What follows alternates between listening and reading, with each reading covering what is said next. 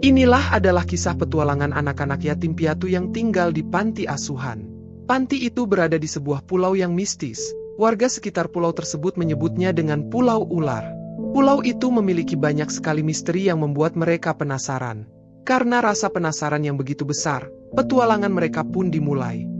Simak kisah mereka selengkapnya. Pulau Ular bukan tempat yang biasa. Letaknya jauh di tengah laut.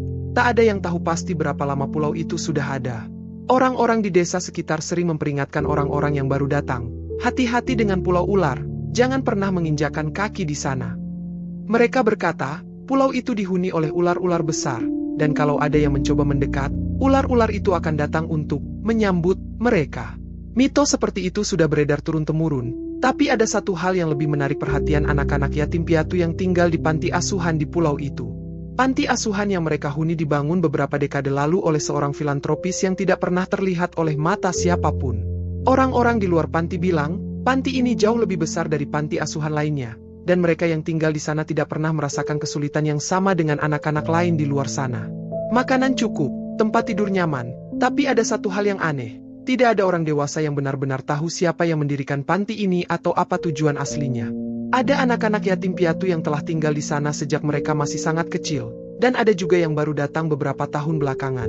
Mereka semua diperlakukan dengan baik, tapi selalu ada perasaan canggung yang muncul jika ada yang bertanya terlalu banyak tentang siapa mereka sebenarnya. Rico, seorang anak laki-laki berusia 14 tahun, adalah salah satu dari mereka. Sejak kecil, dia merasa ada sesuatu yang aneh tentang pulau ini. Ia tidak pernah melihat orang dewasa di panti asuhan bertanya tentang kehidupan di luar pulau. Seakan-akan dunia luar tidak ada. Namun, ada satu hal yang selalu ada dalam cerita-cerita anak-anak di sana, terutama ketika mereka duduk bersama di malam hari, ular besar.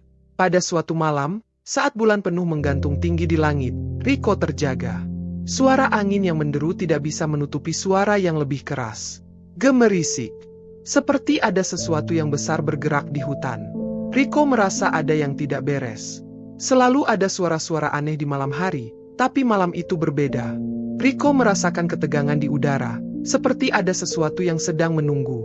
"Apa itu?" bisik Lina, teman dekat Rico, yang duduk di sebelahnya. Lina seringkali menjadi teman diskusi Rico, karena dia juga merasa ada yang ganjil tentang pulau ini. "Aku tidak tahu, tapi suara itu datang dari arah hutan."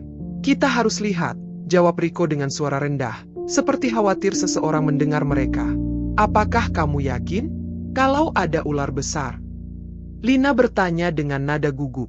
Rico tidak menjawab, tetapi dia sudah memutuskan. Mungkin inilah saatnya untuk mengungkap semua yang selama ini terasa salah. Mereka tidak bisa terus hidup di dalam kebohongan tentang pulau ini. Dengan hati-hati, mereka berdua keluar dari asrama, menyelinap ke arah hutan. Hutan yang gelap itu terlihat menakutkan, dan meskipun hanya ada cahaya bulan yang menerangi, Rico bisa merasakan sesuatu yang mengintai di antara pepohonan. Mereka berdua tidak mengatakan apa-apa, hanya mendengarkan suara gemerisik yang semakin keras, seolah-olah sesuatu yang besar sedang bergerak di bawah tanah. "Lihat!" Lina berbisik, menunjuk ke tanah yang tampak bergetar. Mereka berdua berhenti. Di depan mereka, sebuah batu besar dengan simbol aneh tampak seperti baru saja digeser, seolah ada sesuatu yang masuk dan keluar dari bawah tanah. Rico merogoh saku celananya dan mengeluarkan buku tua yang baru saja dia temukan di perpustakaan panti. Buku itu sepertinya sudah lama, dengan halaman yang sudah agak menguning. Di sana tertulis cerita tentang sejarah pulau dan sesuatu yang disebut penjaga kuno. "Tunggu, ini," kata Rico, membaca dengan hati-hati. Ini menyebutkan tentang ular besar yang melindungi pulau ini, dan penjaga yang harus menjaga keseimbangan antara kekuatan besar dan kehidupan di pulau. Lina menatap Rico dengan bingung. "Keseimbangan? Apa maksudnya?"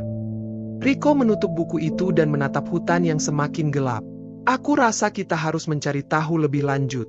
Ini bukan hanya tentang ular besar. Ini lebih dari itu." Keesokan harinya, Rico memutuskan untuk mengajak teman-temannya yang lain, Budi dan Sari.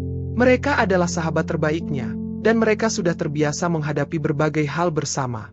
Sari adalah seorang gadis dengan intuisi tajam, sementara Budi adalah otak kelompok yang selalu punya solusi untuk segala masalah. "Jadi, kalian serius mau menyelidiki itu?" Budi bertanya, matanya sedikit skeptis. "Maksudmu, kita mau masuk ke hutan yang katanya dihuni ular besar itu?" Kalau kita nggak cari tahu, kita nggak akan pernah tahu apa yang sebenarnya terjadi di pulau ini, jawab Riko dengan serius. Ini bisa jadi lebih besar dari yang kita bayangkan. Riko benar, tambah Sari, yang selalu lebih percaya pada instingnya daripada pada logika. Ada sesuatu yang aneh di sini. Kita harus menemukannya. Dengan penuh tekad, mereka berempat memutuskan untuk menyusuri hutan dan mencari lebih banyak petunjuk. Mereka harus menemukan apa yang tersembunyi di balik semua misteri yang ada di pulau itu. Mereka menyusuri jalan setapak yang sudah lama tidak terjamah, dan semakin jauh mereka berjalan, semakin mereka merasa ada yang memandangi mereka. Tiba-tiba, sebuah suara berat terdengar dari balik pepohonan. "Jangan lanjutkan perjalanan ini," suara itu terdengar mengancam, namun penuh kebijaksanaan. Mereka semua berhenti. Sari dan Lina langsung merasa ketakutan. Namun, Riko berdiri tegak dan melangkah maju. "Siapa itu?" teriaknya. Dari kegelapan muncul sebuah sosok besar. Mereka semua mundur, tetapi Riko tetap melangkah maju, dan akhirnya mereka menyadari bahwa sosok itu bukan manusia, melainkan ular besar. Ular itu melilit sekitar batu besar yang berada di tengah jalan mereka. Matanya yang bersinar tajam mengamati mereka. "Ini ular besar yang kita dengar." Lina bergumam dengan suara gemetar. "Tunggu, ada sesuatu yang harus kita pelajari darinya," kata Riko, berusaha untuk tetap tenang. Suasana semakin tegang. Ular besar yang muncul di hadapan mereka tampaknya tidak bergerak, tetapi matanya yang bersinar kuning menatap mereka tajam. Riko bisa merasakan detak jantungnya berdegup kencang, tetapi dia berusaha menenangkan diri. Lina, di sisi lain, sudah hampir melompat ketakutan. "Apa yang harus kita lakukan?" Lina berbisik, berpegangan erat pada lengan Riko. Riko hanya bisa menatap ular itu. Tidak ada suara selain desiran angin malam yang mengelus daun-daun. "Kita tidak bisa lari sekarang. Mungkin dia ingin kita tahu sesuatu," jawab Riko dengan suara yang agak ragu, tetapi tetap berusaha terdengar tenang. Budi yang selalu lebih skeptis dari yang lain, tampaknya sudah siap dengan rencana cadangannya. "Ini gila. Ular sebesar ini bisa saja memangsa kita kapan saja. Kenapa kita harus mendekat? Apa yang kita harapkan?" Dia memandang ular itu dengan ragu, matanya tidak bisa lepas dari sosok besar yang tergeletak di tanah, seakan menunggu sesuatu. Tapi sebelum ada yang bisa menjawab, suara berat itu kembali terdengar. "Jangan takut. Aku tidak akan membunuhmu," kata ular besar itu dengan suara dalam yang seolah datang dari kedalaman bumi. Riko hampir tidak percaya dengan apa yang didengarnya, tapi dia bisa merasakan getaran dalam suara itu, seolah-olah ular itu benar-benar berbicara. Kenapa kamu bisa berbicara?" tanya Sari, suara-suaranya bergetar karena kebingungannya. "Karena aku adalah penjaga pulau ini," jawab ular besar itu. "Aku melindungi pulau ini dari tangan-tangan jahat yang ingin menguasainya. Tapi aku tidak bisa melakukannya sendirian. Kalian yang datang ke sini adalah penjaga yang baru." Anak-anak itu saling pandang, bingung. "Penjaga?" tanya Riko. "Kami hanya anak-anak yatim piatu. Apa hubungan kami dengan penjaga?" Ular besar itu mengerang pelan, seakan berusaha menjelaskan sesuatu yang sangat berat. "Kalian adalah keturunan dari penjaga kuno. Orang-orang yang menjaga keseimbangan pulau dan rahasia besar di dalamnya. Kalian terpilih untuk melindungi pulau ini dari ancaman yang ingin mengambil kekuatan di dalamnya." Budi menatap Riko dan yang lainnya, kelihatan ragu. "Kita hanya anak-anak. Apa yang bisa kita lakukan? Kita bahkan tidak tahu apa yang sebenarnya terjadi di sini." "Semua ini dimulai dengan sejarah lama," ular itu melanjutkan, "dan sejarah itu tertulis di batu besar di tengah pulau ini. Tapi tak semua orang yang datang bisa memahami arti dari tulisan itu. Kalian yang memiliki hati yang bersih bisa membaca pesan yang ada di dalamnya."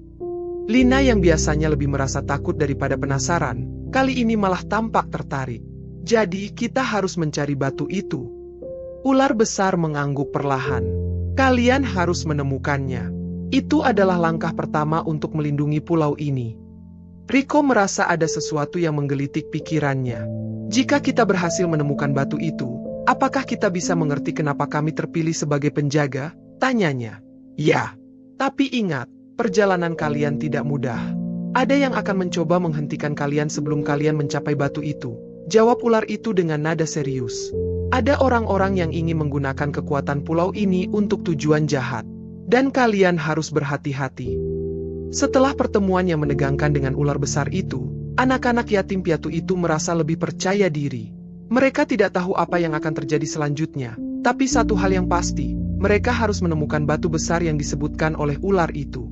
Keesokan harinya, mereka memulai perjalanan menuju tengah pulau, tempat di mana batu besar itu berada.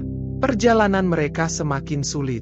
Hutan di sekitar mereka semakin lebat, dan mereka harus melewati banyak rintangan, dari akar-akar pohon yang menyemak hingga semak-semak berduri yang hampir membuat mereka terjatuh. Kenapa kita nggak bisa lewat jalan yang lebih gampang? Budi mengeluh, tersandung batu besar di depannya. Tunggu, kata Sari, menghentikan langkah mereka. Dia menatap tanah dengan seksama.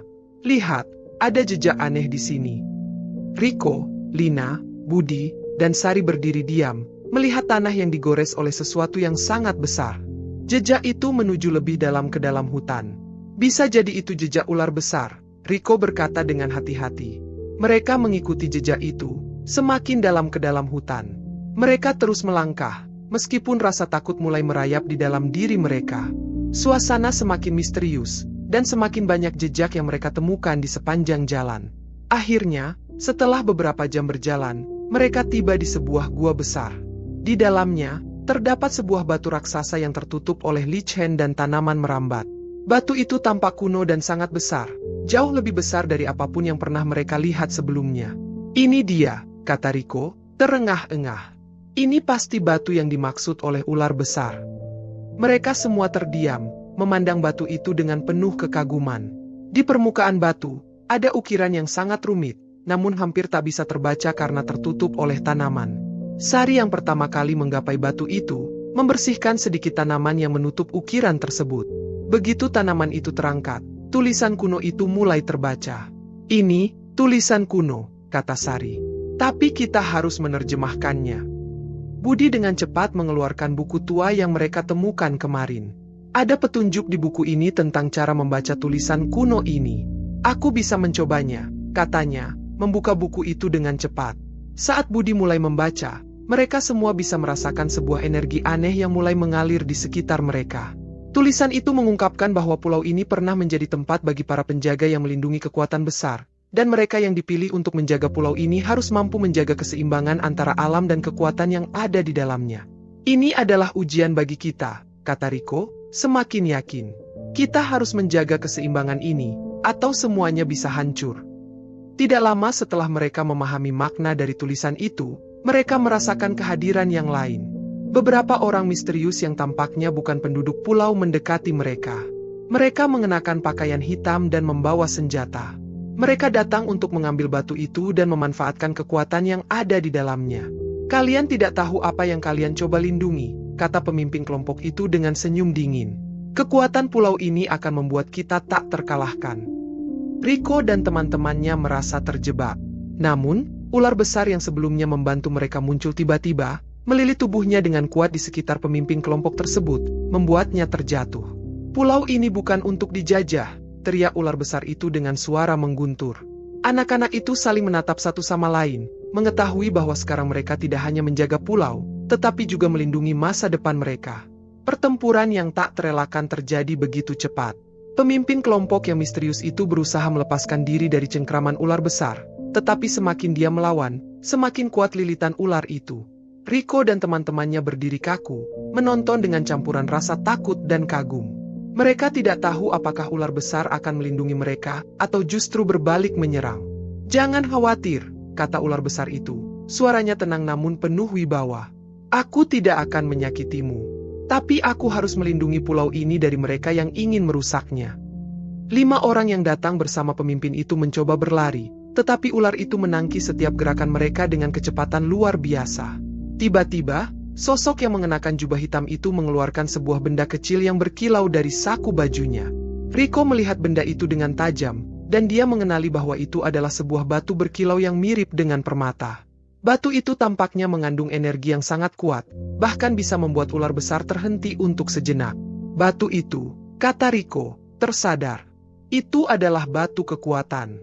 Batu yang menjaga keseimbangan pulau ini. Benar sekali. Suara pemimpin itu mengerikan. Kami sudah lama mencari batu kekuatan ini. Dengan batu ini, kami bisa mengendalikan seluruh pulau dan kekuatannya. Lina menggigit bibirnya. Kita nggak bisa membiarkan mereka mendapatkannya. Ayo, kita harus bertindak. Sari berteriak. Riko memandang teman-temannya, kemudian berlari menuju batu besar di tengah gua, tempat mereka sebelumnya menemukan tulisan kuno. Kita harus mengaktifkan kekuatan penjaga. Batu ini hanya akan aktif jika kita semua bersatu. Mereka berlari menuju batu besar, dan begitu mereka menempatkan tangan mereka di atasnya, batu itu mulai bersinar terang, memancarkan cahaya yang semakin kuat. Pemimpin dan kelompoknya mulai terhenti, terkejut dengan cahaya yang tiba-tiba memancar dari batu itu. Tidak mungkin. Kami hampir sampai, pemimpin itu berteriak, namun kekuatan batu itu semakin membesar. Ular besar itu, yang sudah memegang kendali penuh atas situasi, melilit lebih erat pada tubuh pemimpin dan kelompoknya, membuat mereka tak bisa bergerak. Pulau ini bukan milikmu, suara ular besar itu bergema. Kalian tidak tahu apa yang sedang kalian coba ambil. Kekuatan ini bukan untuk manusia yang hanya mengejar keserakahan. Dengan kekuatan yang luar biasa, cahaya dari batu kekuatan akhirnya memancar lebih terang, menghancurkan batu permata yang dimiliki oleh kelompok itu. Batu permata itu pecah berkeping-keping, dan pemimpin serta pengikutnya mulai kehilangan tenaga, jatuh tersungkur ke tanah. Riko dan teman-temannya mengangkat tangan mereka lebih tinggi, dan cahaya yang keluar dari batu kekuatan semakin memancar dengan lebih kuat, menutup jalan bagi mereka yang ingin menguasai pulau ini. Kekuatan ini milik penjaga, kata Riko dengan tegas. Dan penjaga pulau ini adalah kami. Setelah beberapa saat, kelompok misterius itu akhirnya menyerah. Mereka yang mencoba merusak keseimbangan pulau itu tidak mampu melawan kekuatan batu kekuatan yang melindungi anak-anak yatim piatu itu. Ular besar melepaskan lilitannya dengan lembut, memastikan bahwa mereka tidak terluka, namun menegaskan bahwa ancaman mereka telah berakhir. Pulau ini aman lagi, kata ular besar itu dengan suara penuh kebanggaan. Kalian telah berhasil mengalahkan mereka. Kalian adalah penjaga sejati. Riko dan teman-temannya menatap batu besar yang kini mulai memudar cahayanya. Mereka merasa lega, namun juga bingung. Mereka tidak sepenuhnya mengerti semua yang baru saja terjadi. Namun, mereka tahu bahwa mereka telah melakukan sesuatu yang lebih besar daripada yang mereka bayangkan sebelumnya. Tapi, ular besar, Riko bertanya, siapa sebenarnya yang ingin mengambil batu kekuatan ini? Kenapa mereka mencarinya begitu lama? Ular besar itu mengangkat kepalanya, dan sejenak suasana menjadi hening. Mereka adalah kelompok yang dikenal sebagai penjarah, yang sudah lama mencari kekuatan pulau ini untuk tujuan mereka sendiri. Mereka percaya bahwa jika mereka menguasai batu ini, mereka bisa mengendalikan segala sesuatu yang ada di pulau ini. Tetapi, mereka salah. Batu ini tidak bisa dikendalikan oleh siapapun selain oleh mereka yang benar-benar dipilih oleh pulau ini. Apa yang akan terjadi dengan kita sekarang? Lina bertanya, masih sedikit ragu, meskipun kemenangan mereka terasa dekat. Kalian akan tetap menjadi penjaga pulau ini, jawab ular besar. Namun, kalian harus terus menjaga keseimbangan. Pulau ini bukan hanya tentang kekuatan, tetapi juga tentang melindungi kehidupan dan keindahan alam yang ada di dalamnya. Setiap pilihan yang kalian buat akan menentukan masa depan pulau ini. Budi mengangguk pelan. Jadi, kami adalah penjaga sejati pulau ini. Semua ini bukan hanya tentang batu atau ular besar, tapi tentang menjaga keseimbangan dan dunia ini. Sari, yang biasanya lebih cemas, kali ini tersenyum tipis. Jadi, kita harus melanjutkan untuk menjaga semuanya tetap aman. Kita tidak bisa membiarkan orang jahat datang lagi. Betul, jawab Riko dengan keyakinan. Kami adalah penjaga pulau ini, dan kami akan melindunginya. Kehidupan di panti asuhan itu tidak pernah sama lagi setelah kejadian tersebut. Anak-anak yatim piatu yang pernah merasa seperti hanya ada di sisi dunia yang terlupakan kini tahu bahwa mereka memiliki peran yang sangat besar. Mereka adalah penjaga pulau ular, penjaga yang memiliki kekuatan untuk melindungi keseimbangan alam dan rahasia pulau. Setiap malam, Riko, Lina, Budi, dan Sari duduk bersama, membicarakan tugas mereka dan bagaimana mereka bisa terus menjaga pulau itu. Mereka mengerti bahwa tugas mereka tidak akan mudah, tetapi mereka sudah siap. Mereka adalah penjaga pulau ular, dan mereka akan melindunginya dari segala ancaman, apapun itu. Ular besar yang telah mengajarkan mereka banyak hal, masih sering muncul di sekitar pulau, menjaga dan memberikan petunjuk saat mereka membutuhkan. Dengan bantuan ular besar dan batu kekuatan, mereka tahu bahwa mereka memiliki kekuatan untuk menjaga dan melindungi pulau ini untuk generasi mendatang. Dan dengan itu, misteri pulau ular bukan hanya menjadi legenda, tapi menjadi kenyataan yang harus dijaga oleh mereka yang benar-benar dipilih. Beberapa bulan setelah peristiwa besar di Pulau Ular, kehidupan anak-anak yatim piatu mulai kembali normal. Meski mereka sekarang menyandang peran sebagai penjaga pulau, mereka tetap menjalani rutinitas sehari-hari di panti asuhan, hanya sesekali berpatroli di sekitar pulau untuk memastikan semuanya aman. Namun, ketenangan itu tidak berlangsung lama. Suatu pagi, Riko dan Budi sedang berjalan menyusuri tepi pantai pulau untuk memeriksa jejak makhluk liar seperti biasanya. Mereka mulai menyadari ada sesuatu yang tidak biasa, jejak roda besar di pasir, bercampur dengan jejak kaki manusia. Jejak itu mengarah ke dalam hutan. "Budi, lihat ini," kata Riko sambil menunjuk jejak tersebut. "Siapa yang membawa kendaraan ke sini? Aku tidak pernah lihat penduduk pulau pakai kendaraan berat." Budi berjongkok, memperhatikan lebih dekat. "Ini bukan jejak biasa. Ini seperti roda alat berat. Tapi siapa yang bisa membawa alat ini ke pulau? Perahu saja sulit mendarat di pantai berbatu." Mereka saling berpandangan, kesadaran mulai merambat ke dalam pikiran mereka. "Kita harus segera melapor ke Lina dan Sari," kata Riko sambil berdiri. "Ini bisa jadi masalah besar." Malam harinya, anak-anak berkumpul di panti asuhan kecil mereka. Mereka membahas jejak yang ditemukan di pantai. Lina tampak cemas. "Kalian pikir ini ada hubungannya dengan penjara yang sebelumnya?" tanyanya. "Kalau benar begitu, kenapa mereka kembali? Bukannya kita sudah menghentikan mereka?" tanya Sari. "Mungkin ini bukan mereka. Tapi bisa jadi kelompok lain," kata Riko serius. "Kita tidak bisa mengabaikan ini. Kita harus mencari tahu apa yang sebenarnya terjadi." Keesokan harinya, mereka memutuskan untuk menyelidiki lebih jauh. Riko, Lina, Budi, dan Sari mengikuti jejak roda besar itu hingga ke bagian pulau yang jarang mereka kunjungi. Di sana, mereka menemukan sesuatu yang mengejutkan. Sebuah tenda besar berwarna hitam dengan logo yang tidak mereka kenali. Di sekelilingnya, ada alat-alat berat, drone, dan kendaraan modern yang tampaknya digunakan untuk penggalian. "Apa-apaan ini?" bisik Lina sambil bersembunyi di balik semak-semak. "Mereka seperti sedang mencari sesuatu." Budi menunjuk sekelompok orang berseragam militer yang berjaga di sekitar tenda. "Mereka membawa senjata," katanya dengan nada khawatir. "Ini lebih serius daripada penjara sebelumnya." Sari, yang memegang teropong kecil, melihat lebih dekat. Mereka punya logo di seragam mereka. Itu bukan militer biasa. Mereka pasti kelompok rahasia. Riko mengerutkan dahi. "Kita harus mencari tahu apa tujuan mereka di sini. Tapi kita nggak bisa langsung berhadapan dengan mereka. Mereka kelihatan lebih terorganisir daripada penjara dulu." Setelah mengamati camp itu dari kejauhan, mereka memutuskan untuk kembali ke gua besar tempat ular penjaga tinggal. Mereka berharap ular besar itu bisa memberikan penjelasan tentang apa yang sedang terjadi. "Pulau ini dalam bahaya lagi," kata Riko ketika mereka tiba di hadapan ular besar. "Ada orang-orang baru dengan alat-alat modern. Mereka seperti sedang menggali sesuatu di bagian timur pulau." Ular besar itu membuka matanya perlahan, kemudian mengangkat kepalanya dengan waspada. "Aku sudah merasakan kehadiran mereka," katanya dengan suara berat. "Mereka datang untuk mencari sesuatu yang lebih dari sekadar batu kekuatan." "Apa yang mereka cari?" tanya Lina dengan penuh rasa ingin tahu. "Di bawah pulau ini, tersembunyi sebuah sumber energi kuno. Energi itu jauh lebih kuat daripada batu kekuatan, tetapi juga lebih berbahaya. Jika jatuh ke tangan yang salah, itu bisa menghancurkan lebih dari sekadar pulau ini. Itu bisa menghancurkan dunia." Anak-anak saling berpandangan, ketakutan mulai merayap ke dalam hati mereka. "Bagaimana kita bisa menghentikan mereka?" tanya Sari.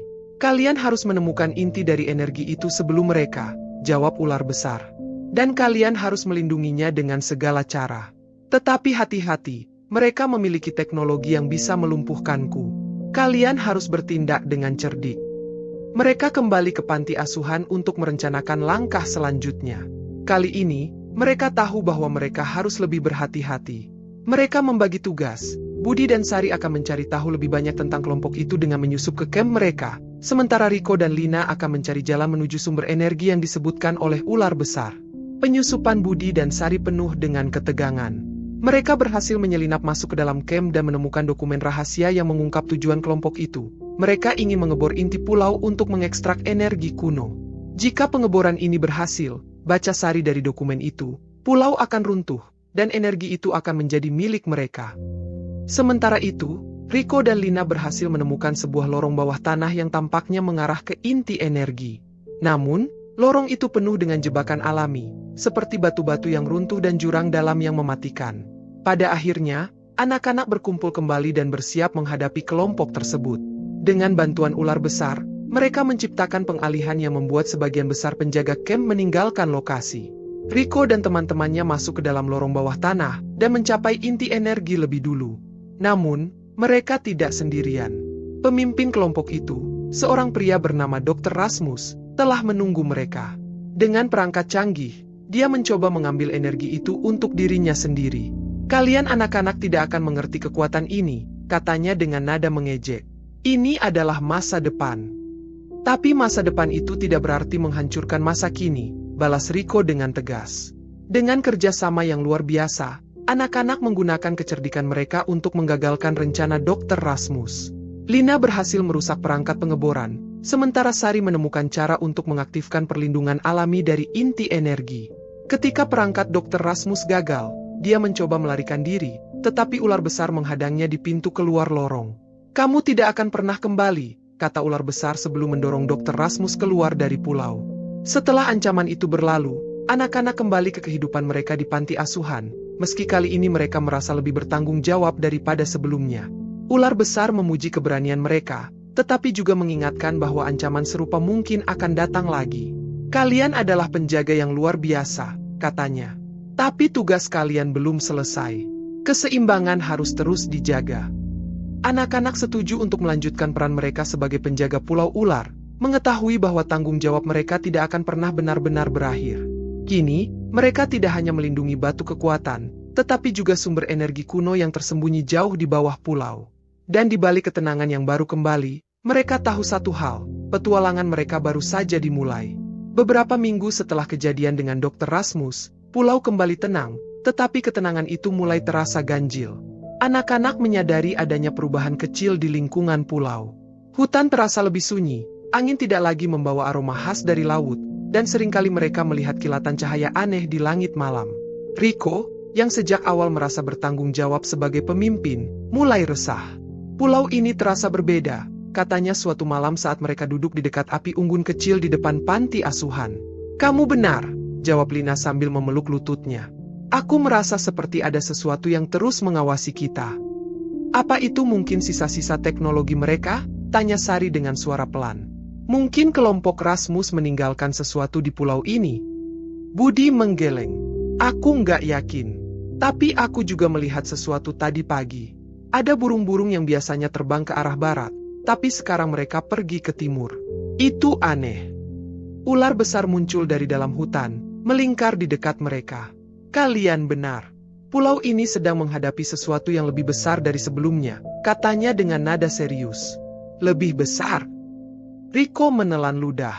"Maksudmu apa?" "Ada energi lain yang mulai bangkit," ujar ular besar. "Energi ini tidak berasal dari pulau, tetapi dari luar. Sesuatu yang pernah terkubur lama di dasar laut kini bergerak mendekat." "Dari luar pulau?"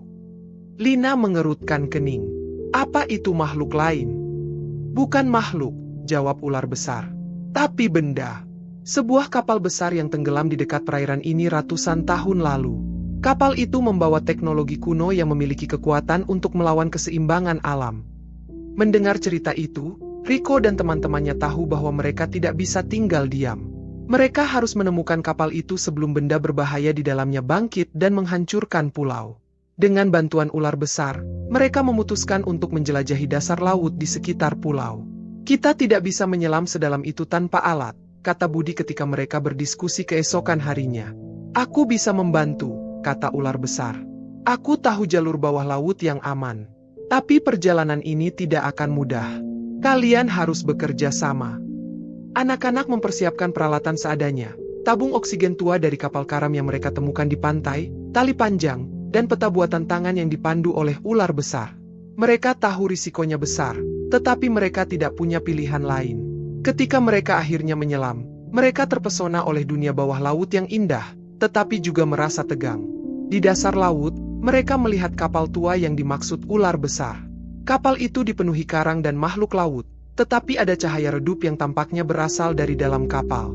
Itu pasti sumber energinya, bisik Lina melalui alat komunikasinya. Namun, ketika mereka mendekat, sesuatu yang mengerikan terjadi. Kapal itu mulai bergetar, dan tiba-tiba sebuah robot besar dengan tubuh berkarat keluar dari bangkai kapal. Mata robot itu menyala merah, dan ia mulai bergerak ke arah mereka. "Lari!" teriak Rico. Anak-anak berusaha berenang menjauh secepat mungkin, tetapi robot itu bergerak lebih cepat. Ular besar, yang berada tidak jauh dari mereka, mencoba menghalangi robot itu dengan tubuhnya yang besar. "Pergi ke kapal! Cari sumber energinya dan hancurkan!" teriak ular besar sambil melilit robot itu. Rico memimpin teman-temannya masuk ke dalam kapal yang sudah usang itu. Di dalam, mereka menemukan ruang besar yang dipenuhi dengan perangkat-perangkat aneh.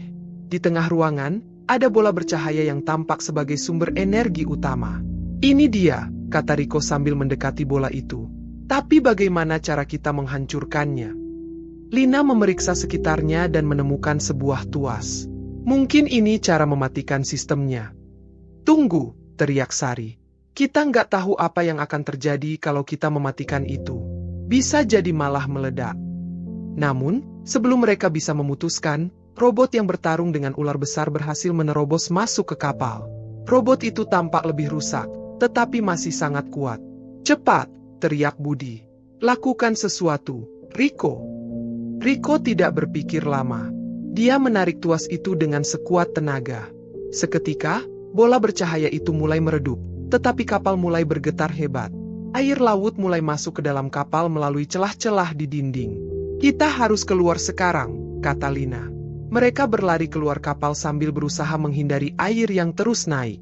Ular besar, meskipun terluka, membantu mereka mencapai permukaan laut dengan selamat. Setelah mereka kembali ke pantai, mereka melihat ledakan kecil di tempat kapal itu berada. Cahaya dari bola energi itu menghilang, dan laut kembali tenang. "Kalian berhasil," kata ular besar dengan suara lemah.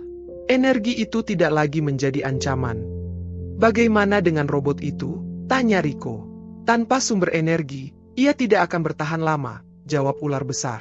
"Kalian telah menyelamatkan pulau ini lagi." Meskipun merasa lega, anak-anak tahu bahwa mereka harus lebih waspada. Dunia di sekitar mereka tampaknya penuh dengan ancaman yang lebih besar daripada yang pernah mereka bayangkan. "Kita nggak bisa terus-menerus bereaksi," kata Lina dengan serius. "Kita harus mulai bersiap dari sekarang. Kita harus tahu apa lagi yang tersembunyi di sekitar pulau ini." Rico mengangguk. "Kita akan terus belajar dan bersiap. Kita bukan hanya penjaga pulau ini. Kita adalah pelindung dunia kecil kita." Dan dengan itu, mereka kembali ke panti asuhan, lebih siap menghadapi apapun yang datang di masa depan.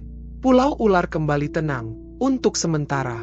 Beberapa minggu setelah mereka berhasil menghancurkan sumber energi di kapal kuno, kehidupan di Pulau Ular kembali normal. Namun, ketenangan itu lagi-lagi terganggu ketika Lina menemukan sesuatu yang aneh di pantai. Saat matahari terbenam, Lina sedang memeriksa garis pantai untuk memastikan tidak ada lagi benda asing yang terdampar setelah kejadian kapal kuno. Di kejauhan, ia melihat sesuatu yang tampak seperti manusia, tergeletak di atas puing-puing kayu. "Rico, Budi, Sari, cepat ke sini!" Lina berteriak memanggil teman-temannya. Mereka berlari ke tempat Lina berdiri dan melihat seorang pria tua yang tampak pingsan di atas kayu besar. Bajunya robek, dan ia membawa sebuah kotak logam kecil yang tampak kuno. "Siapa dia?" tanya Budi sambil membantu pria itu bangun. "Aku tidak tahu," jawab Lina. "Tapi dia sepertinya datang dari kapal itu." Pria itu membuka matanya perlahan. Wajahnya terlihat lelah tetapi penuh dengan tekad. "Kalian anak-anak penjaga pulau ini," suaranya parau tetapi tegas. Rico mengangguk, masih waspada. "Iya, tapi siapa kamu? Dan kenapa kamu ada di sini?" Pria itu menarik napas panjang sebelum menjawab. "Namaku adalah Ardan. Aku pernah menjadi bagian dari tim yang membawa kapal itu ke perairan ini bertahun-tahun yang lalu. Dan aku datang untuk memperingatkan kalian, bahaya yang lebih besar sedang mendekat." Malam itu, setelah memberikan Ardan makanan dan minuman, anak-anak mendengar kisahnya. Ardan dulunya adalah seorang peneliti yang bekerja untuk sebuah organisasi rahasia bernama Ecliptica. Organisasi itu berfokus pada pencarian teknologi kuno yang mereka yakini dapat memberikan kekuatan tak terbatas. Kapal yang tenggelam itu adalah salah satu proyek besar mereka. Namun, teknologi itu terlalu kuat untuk dikendalikan, kata Ardan dengan nada sedih. Ketika kami mencoba menggunakannya, kapal kehilangan kendali dan tenggelam di dekat pulau ini. Aku adalah salah satu dari sedikit orang yang selamat. Lalu kenapa kamu muncul sekarang? Tanya Sari dengan curiga. Kapal itu sudah lama tenggelam. Karena organisasi itu belum berhenti, jawab Ardan. Mereka tahu kapal itu telah dihancurkan, tetapi mereka memiliki rencana lain. Pulau ini adalah pusat dari banyak energi kuno, dan mereka ingin mengeksploitasi semuanya. Anak-anak saling berpandangan. Mereka tahu Ardan mungkin mengatakan yang sebenarnya, tetapi mereka juga tidak bisa sepenuhnya mempercayainya. Kenapa kami harus percaya padamu? Tanya Riko akhirnya. Ardan membuka kotak logam kecil yang dibawanya. Di dalamnya, ada peta tua dengan tanda-tanda kuno yang menunjukkan lokasi-lokasi energi lainnya di sekitar pulau. Karena aku adalah satu-satunya orang yang tahu cara menghentikan mereka. Setelah berdiskusi panjang, anak-anak memutuskan untuk mempercayai Ardan, setidaknya untuk sementara waktu. Mereka mempelajari peta yang dibawanya dan menemukan bahwa ada 3 lokasi energi lain yang tersembunyi di sekitar pulau. Ini adalah titik-titik utama yang mereka incar, kata Ardan sambil menunjuk peta. Jika mereka mengaktifkan ketiga titik ini, mereka bisa membuka gerbang energi besar yang tidak hanya menghancurkan pulau, tetapi juga memengaruhi seluruh dunia. Gerbang energi besar? Tanya Lina. Seperti apa itu?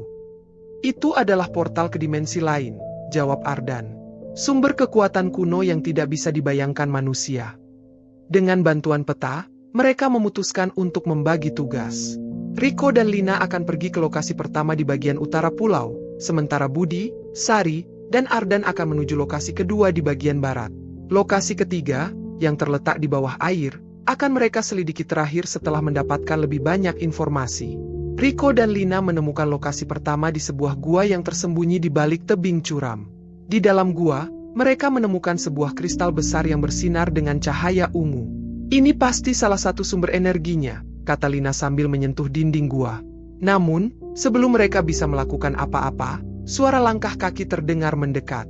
Mereka segera bersembunyi di balik batu besar.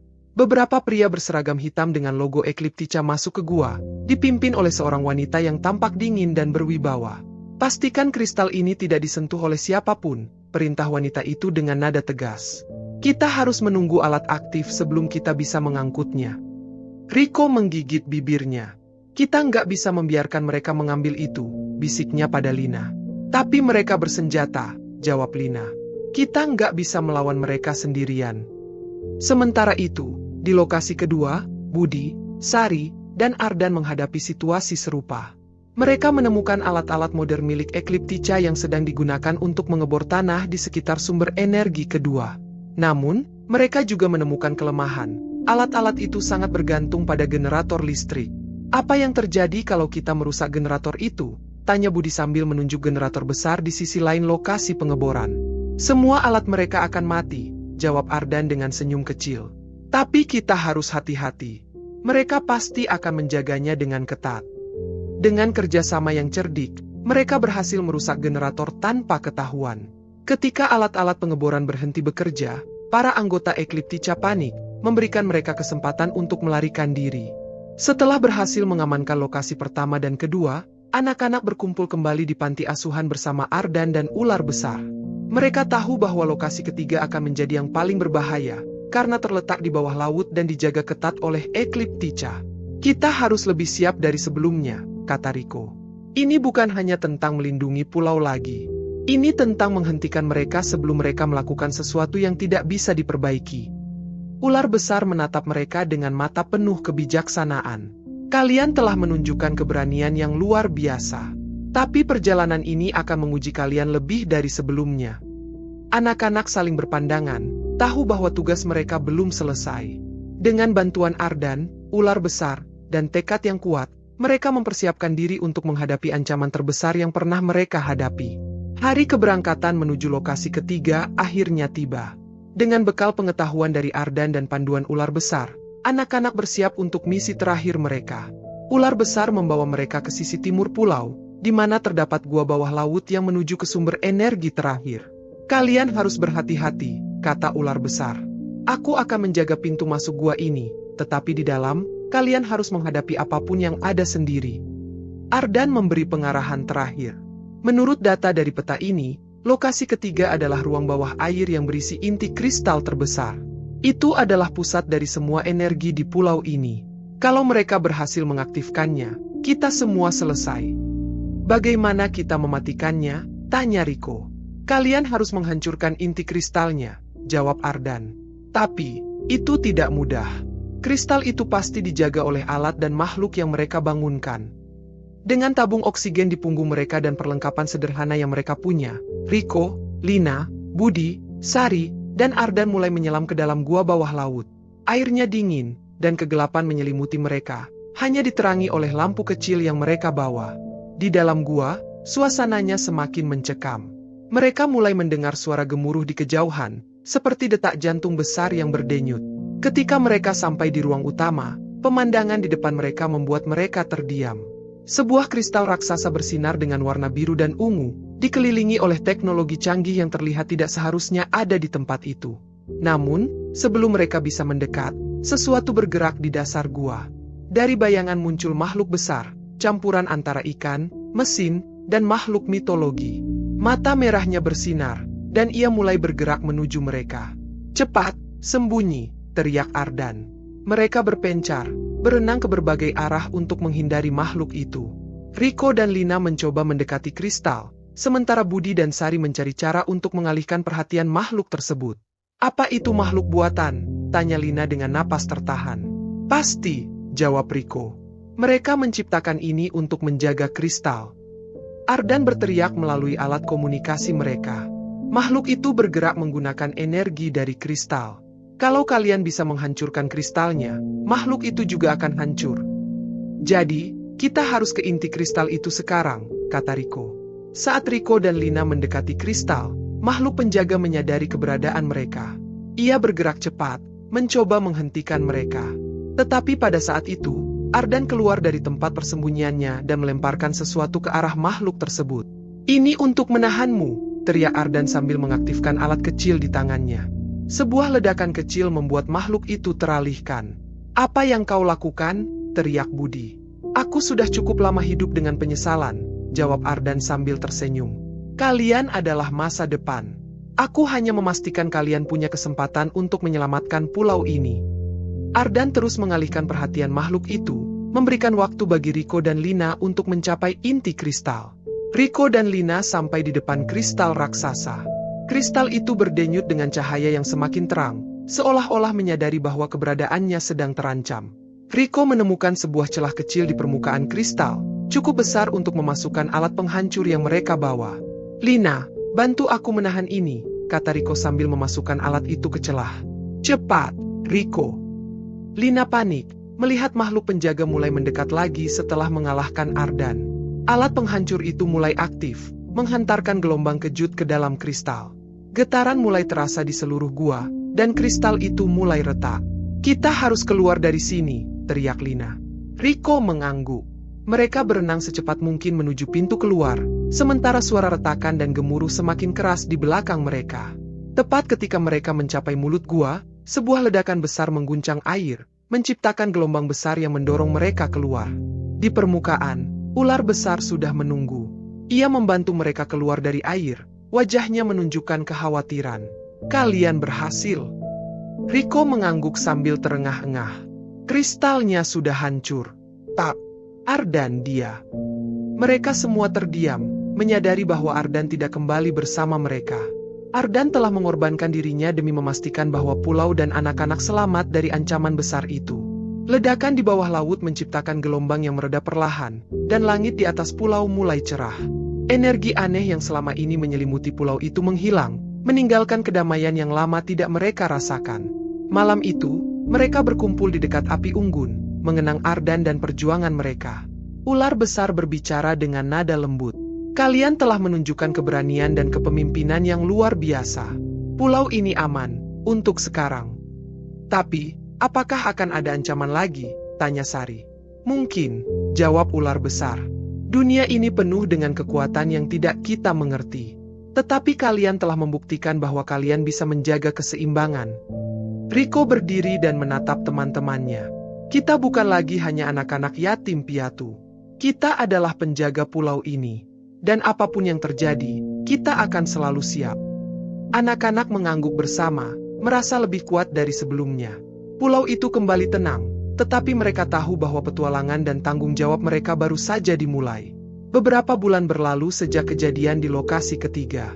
Pulau kembali ke ketenangannya yang lama. Suara burung camar terdengar lagi di langit, ombak laut berirama lembut, dan hutan pulau mulai memulihkan diri dari energi asing yang sempat mengguncangnya. Anak-anak yatim piatu melanjutkan kehidupan mereka, meskipun mereka tidak akan pernah benar-benar sama lagi. Mereka telah tumbuh, baik secara fisik maupun mental, dalam menghadapi tantangan yang jauh di luar usia mereka. Rico berdiri di tepi pantai suatu sore, menatap cakrawala. Ular besar mendekatinya, tubuhnya melingkar lembut di pasir. "Kau kelihatan gelisah, Rico," ujar ular besar dengan nada lembut. "Aku hanya berpikir," kata Rico sambil tersenyum kecil, "tentang semuanya. Tentang bagaimana kita melewati semua itu. Dan tentang Ardan. Ardan memilih untuk melindungi kalian," kata ular besar. "Dan itu adalah bukti bahwa bahkan di tengah kesalahan masa lalunya, ia menemukan keberanian untuk memperbaikinya." Rico mengangguk. "Aku hanya berharap dia bisa melihat ini, pulau yang kembali damai." Beberapa hari kemudian, saat mereka membersihkan ruang bawah tanah panti asuhan, Lina menemukan sebuah kotak kecil yang tersembunyi di balik rak tua. Di dalam kotak itu, ada buku catatan dengan tulisan tangan yang tidak dikenal, tetapi jelas berasal dari Ardan. Rico membaca salah satu halaman dengan suara keras. "Jika kalian membaca ini, berarti aku telah berhasil mempercayakan masa depan pulau ini kepada kalian. Di balik semua teknologi yang pernah aku temui, aku sadar bahwa kekuatan terbesar adalah keberanian, persahabatan, dan rasa tanggung jawab. Jagalah pulau ini, dan jagalah satu sama lain." Air mata mengalir di pipi Lina saat ia mendengar kata-kata itu. Dia benar-benar percaya pada kita. "Dan kita harus menghormati itu," kata Budi. "Dengan menjaga pulau ini, tidak peduli apa yang terjadi." Sari menambahkan, "Mungkin ini bukan hanya tentang menjaga pulau. Mungkin ini tentang melindungi apa yang benar, dimanapun kita berada." Hari itu, mereka memutuskan untuk melakukan sesuatu yang istimewa. Mereka membangun sebuah tugu kecil di dekat pantai, dengan tulisan sederhana, "Untuk Ardan, penjaga bayangan Pulau Ular." Tugu itu menjadi pengingat bagi mereka tentang semua perjuangan yang telah mereka lalui dan semua pengorbanan yang telah dilakukan. "Pulau ini punya sejarah panjang," kata Lina sambil menatap tugu itu. "Dan kita adalah bagian dari sejarah itu sekarang." Ular besar mendekati mereka, memberikan tatapan lembut. "Keseimbangan telah kembali, dan ini semua berkat kalian. Tetapi ingatlah, menjaga sesuatu berarti terus belajar dan bertumbuh. Jangan pernah berhenti melindungi apa yang kalian cintai." Rico tersenyum, menatap teman-temannya. "Kami tidak akan berhenti. Apapun yang terjadi, kami akan selalu siap." Beberapa tahun berlalu. Anak-anak itu tumbuh menjadi pemuda dan pemudi yang tangguh, masing-masing mengambil tanggung jawab untuk menjaga pulau dan membimbing generasi berikutnya. Panti asuhan itu menjadi tempat yang penuh semangat, tempat anak-anak baru belajar tentang persahabatan, keberanian, dan arti melindungi alam. Pulau Ular tetap menjadi misteri, tetapi kini itu adalah misteri yang penuh dengan harapan. Tidak ada lagi ancaman besar, tidak ada lagi energi asing yang mengganggu. Hanya ada suara ombak, pohon-pohon yang bergoyang diterpa angin, dan ular besar yang tetap menjadi penjaga setiap pulau. Rico, kini sudah dewasa, berdiri di tempat yang sama di tepi pantai di mana ia dulu merasa kecil dan takut. Ia menatap laut yang luas, mengingat semua yang telah mereka lalui. "Kami berhasil, Ardan," bisiknya. "Dan kami tidak akan mengecewakanmu." Langit di atas Pulau Ular tampak lebih cerah dari sebelumnya, seolah mengucapkan terima kasih kepada mereka yang telah berjuang. Cerita ini berakhir, tetapi pulau dan para penjaganya akan terus hidup, siap menghadapi apapun yang datang.